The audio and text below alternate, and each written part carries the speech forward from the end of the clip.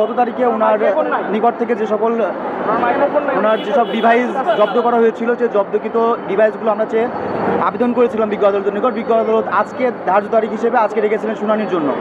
আমরা শুনানি করেছি এবং আমরা আমাদের যুক্তি উপস্থাপন করেছি যে ফৌজদারি কার্যবিধির 517 ধারার বিধান অনুযায়ী উনি ওনার জব্দকৃত সকল ডিভাইস ফেরত পাওয়ার অধিকার রাখেন।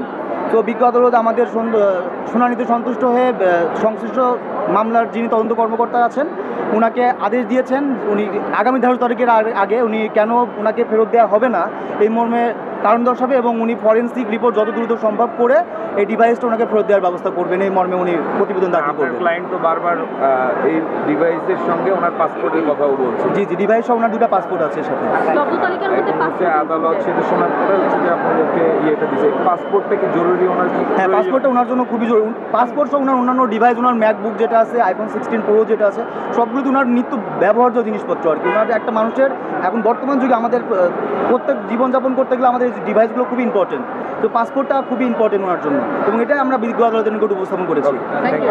আমার এই পাসপোর্টে আমি যে প্রথম ভিসা পেয়েছিলাম সেটা কিন্তু আমাদের চিফ অ্যাডভাইজার মোহাম্মদ ইউনুস যিনি আছেন ওনার স্পন্সরে আয়ারল্যান্ড যাওয়ার একটি ভিসা।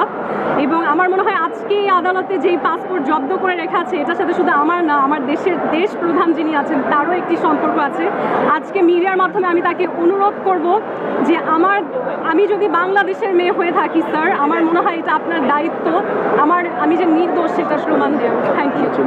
ঠিক আছে, থ্যাংক ইউ।